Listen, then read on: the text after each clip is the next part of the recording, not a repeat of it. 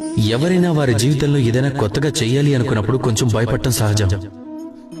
భయం ఎందుకంటే ఒకవేళ నేను విఫలమైతే ఎలా అని, ఎవరు ఏమనుకుంటారో, ఎవరైనా నన్ను వెక్కిరిస్తారేమో అని.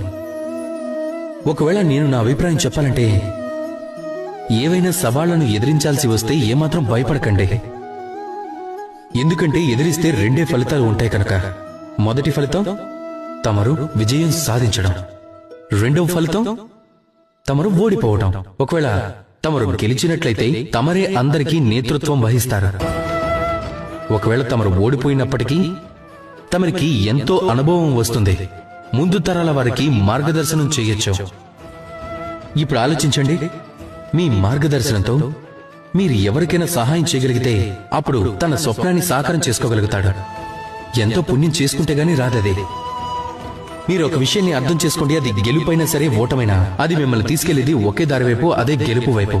కనుక మీ దృష్టికోణాన్ని స్వచ్ఛంగా ఉంచుకోండి. అలానే మీ సవాళ్ల పరిధిని తగ్గించుకోకండి, ఆ పరిధిని అతిక్రమించండి. అవి మీ వ్యక్తిత్వాన్ని విస్తృతపరుస్తాయి, మిమ్మల్ని శక్తివంతంగా మారుస్తాయి. అందరూ నాతో ప్రేమగా చెప్పండి, రాధాకృష్ణ.